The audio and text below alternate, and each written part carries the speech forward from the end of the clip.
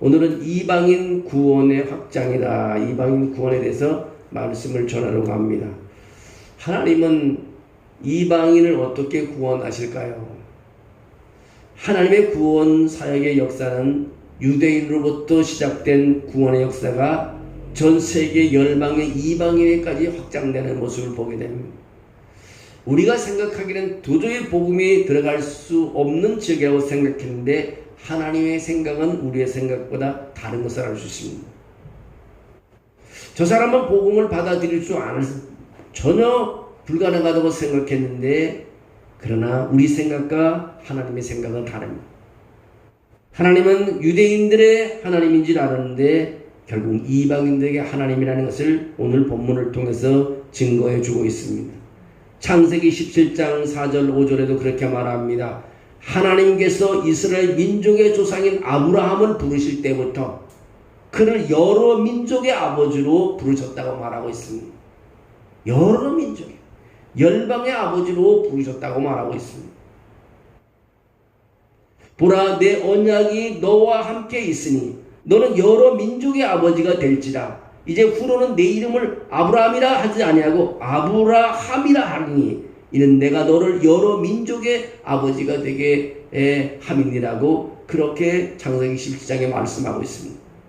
뿐만 아니라 신약 성경에도 보면 주님께서 승천하기 전에 제자들에게 약속했습니다. 사도행전 1장 8절을 약속했어요. 오직 성령이 너에게 임하시면 너희가 권능을 받고 예루살렘과 온 유대와 사마리아와 땅까지 이르러 내 증인이 되리라고 그런 명령과 예언을 성취하는 것을 보게 됩니다. 성경에 한번 선포됐던 말이 그대로 이루어져 가는 것을 볼 수 있습니다. 베드로와 고넬료의 만남을 통해서 이방인 구원의 확장이 어떻게 이루어지고 있는지 오늘 사도행전 10장을 통해서 우리에게 잘 설명해 주고 있습니다. 먼저 하나님은 이방인 구원의 확장을 위해서 자기를 경외하는 자에게 구원의 은혜를 주시는 것을 볼 수 있습니다. 하나님은 본인을 예배하는 자에게, 하나님께 예배하는 자에게 구원을 주신다는 것입니다. 고넬료는 베드로를 어떻게 맞이하고 있나 보십시오. 친척과 가까운 친구들을 모아 기다리면서 베드로를 맞아 발 앞에 엎드려 절했다고 말합니다. 오늘 24절 25절에 그렇게 말합니다. 이튿날 가이사랴에 들어가니 고넬료가 그의 친척과 가까운 친구들을 모아 기다리더니 마침 베드로가 들어올 때에 고넬료를 맞아 발 앞에 엎드려 절하니 베드로가 일으켜 이르되 일어서라, 나도 사람이라. 베드로는 자신도 동일한 인간이라고 겸손하게 사양하며 그를 이렇게 세우는 것을 보게 됩니다. 베드로는 무엇을 증거했습니까? 성령께서 어떻게 자기를 인도하셨는가를 증거하고 있습니다.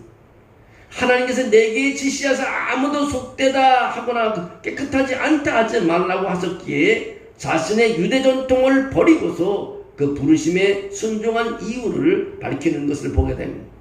그래서 28절 29절에 그렇게 말합니다.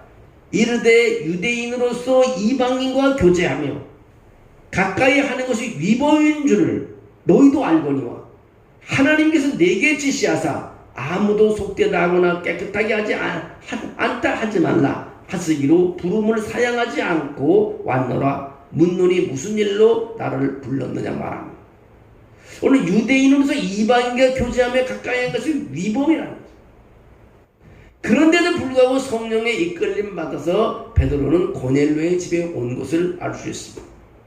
고넬료는 베드로를 통하여 무엇을 듣기를 원했을까요?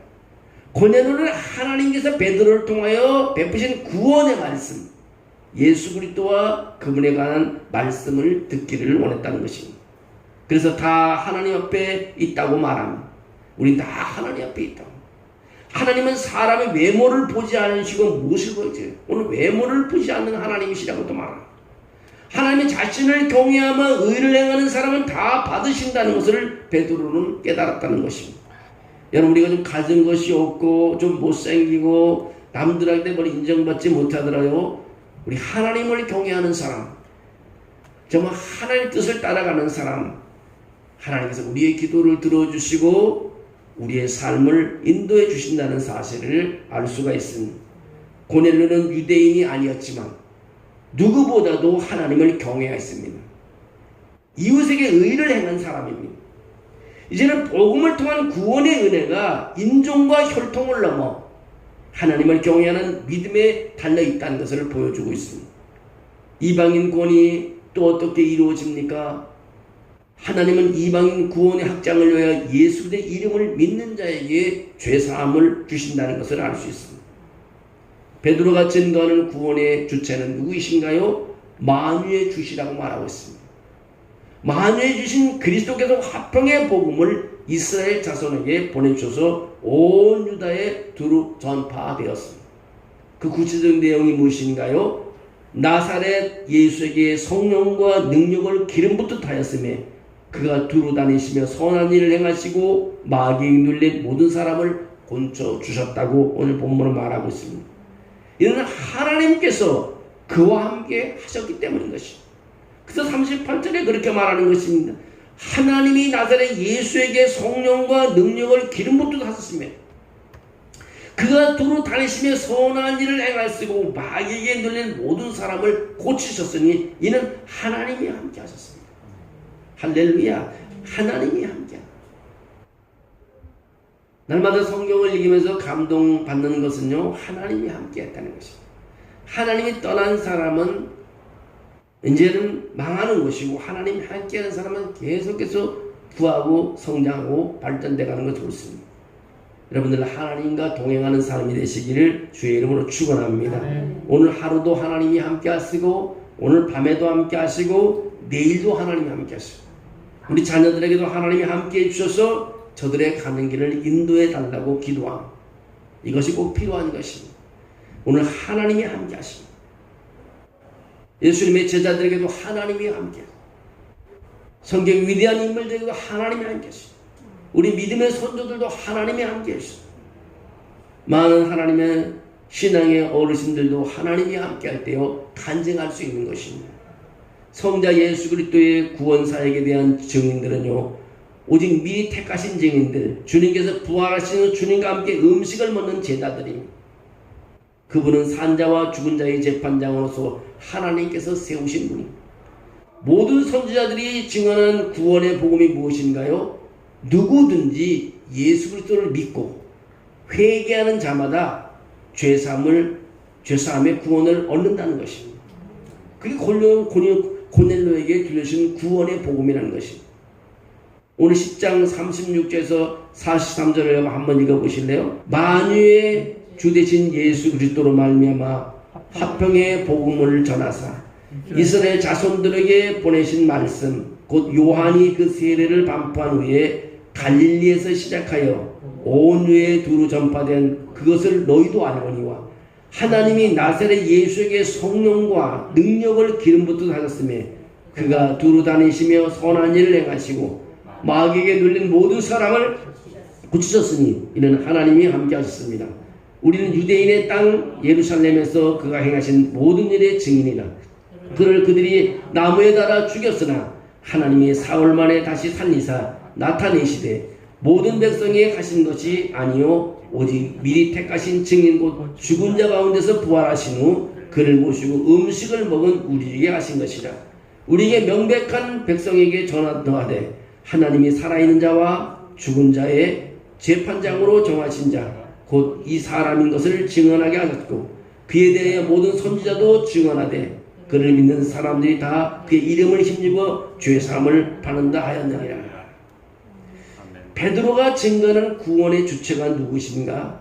이방인도 이렇게 구원을 얻는다는 것은 구약 선지자들에서 이미 아마 예언돼 놓았습니다. 이사야 33장 24절에도 그렇게 말합니다. 그 거민들은 내가 병들었노라 하지 아니할 것이라. 거기에 사는 백성이 사죄함을 받으리라.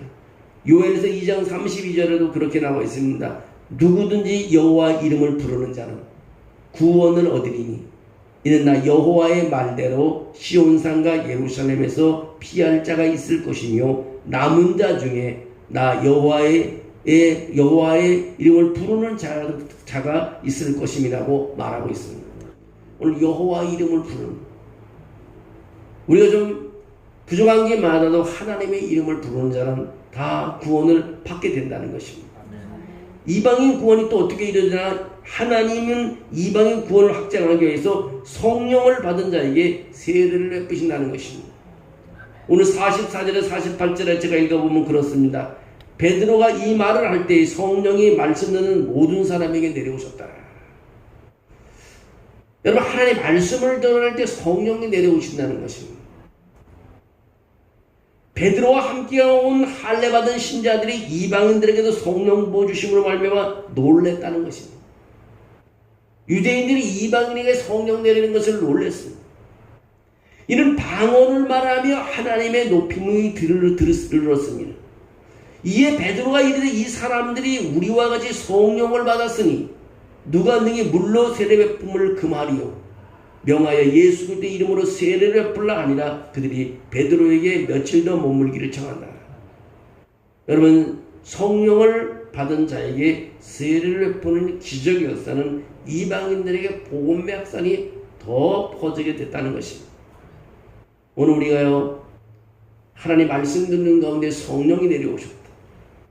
베드로가 복음을 증거할 때 무슨 일이 일어났어요? 베드로가 이 말할 때 성령의 말씀을 듣는 모든 사람에게 내려오셨다는 것입니다. 그러니까 말씀 듣는 사람이 이미 마음이 옥토바이셨어요. 우리가 씨를 뿌릴 때 4가지 밭을 얘기했잖아요. 길가, 돌짝밭, 가시밭, 그 다음에 옥토밭이 있는데, 좋은 땅이 있는데 아마 이미 이 이방인들에게 말씀을 들을 준비가 되어 있다는 것입니다. 오늘 하나님의 말씀을 받는 순간에 성령이 내려오셨다는 것입니다. 성령님은 어떤 외적 조직에 상관없이 이방인에게도 하나님의 주권대로 역사하심으로 이방인 선교의 정당성을 보여준 것입니다. 베드로와 유대인 신자들이 놀랐다는 것은 무엇을 의미합니까? 전통적인 유대인들의 절대적 신념이 무너진 것입니다. 이방인에게도 성령님이 임하신 것은 구원에 있어서 유대인과 이방인의 차이가 없다는 것을 말하는 것입니다. 직접적인 성령 강림을 통하여 복음이 확장되는 것을 보게 됩니다. 베드로는 이방인들이 성령 받는 것을 보고 어떻게 받아들였습니까? 우리와 같이 성령을 받았다고. 우리와 같이. 하나님께서 우리에게만 성령을 내리지 않는데 이방인은 성령을 내렸으니 우리와 같이 성령을 받았다는 것입니다. 자기들이 성령 받는 것과 동일시하고 있습니다. 유대인과 이방인이 동일한 성령을 받다는 것을 선포함으로 이방인들의 성령 체험을 정당화했습니다. 이것이 이방 선교 역사의 한 획을 그는 혁명적인 사건이라고 볼 수 있는 것입니다. 오늘은 유대인들은 자기들의 하나님만만 생각했는데 이제 하나님은 유대인을 넘어 이방인에게까지 말씀을 주고 성령을 부어주시는 것을 보습니다.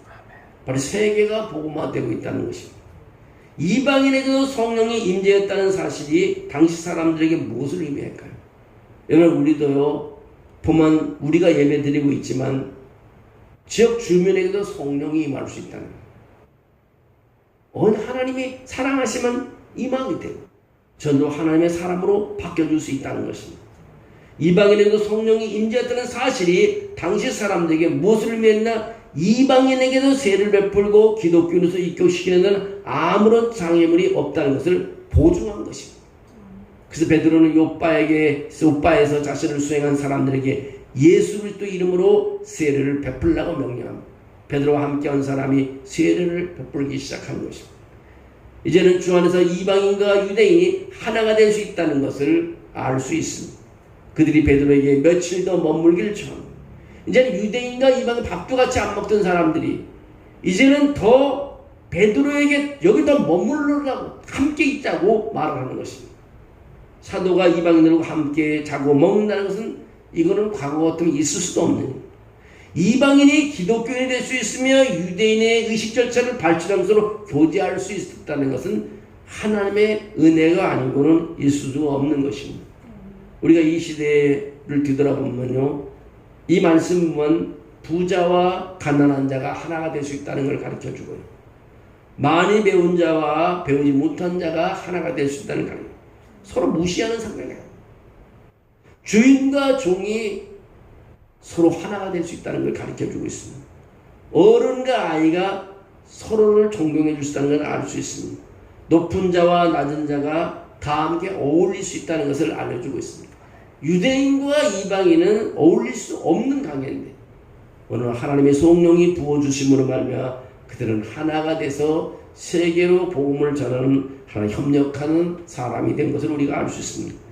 베드로와 고넬료가 어떻게 하나님이 없이 어떻게 하나가 될 수 있겠어요? 천사를 통해서 베드로를 초청하고 베드로의 말씀을 전할 때 성령이 임했다는 것입니다.